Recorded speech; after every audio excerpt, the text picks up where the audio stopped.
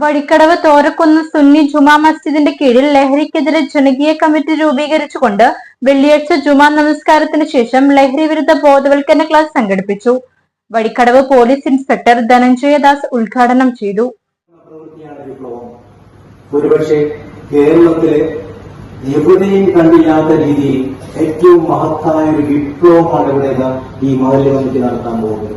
ഏറ്റവും മഹത്തായ ഒരുപക്ഷെ ഈ പരിശുദ്ധ റമദാൻ മാസത്തിൽ നിങ്ങൾ ഒരു ദാനം ചെയ്യുന്നതിന് തുല്യമായ ഒരു സമൂഹത്തിന് ഒരു മരണത്തിൽ നിന്നോ നമ്മളെ പരമാവധി നിന്ന് രക്ഷപ്പെടുത്തിയെടുക്കുന്ന ഏറ്റവും മഹത്തായ ഏറ്റവും വലിയ പുണ്യം അവർക്ക് ഈ ജീവിതത്തിലും അവരെ എത്രയെത്ര ജീവിതമുണ്ടെങ്കിലും അവർക്കും കിട്ടുന്ന ഏറ്റവും മഹത്തായ ഒരു പുണ്യ പ്രവൃത്തിയാണ് അവർക്ക് ചെയ്തിട്ടുള്ളത്.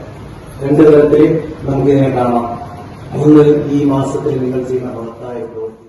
മഹൽ കമ്മിറ്റി പ്രസിഡന്റും ജനകീയ കമ്മിറ്റി ചെയർമാനുമായ മുഹമ്മദ് ഫൈസി അധ്യക്ഷത വഹിച്ചു.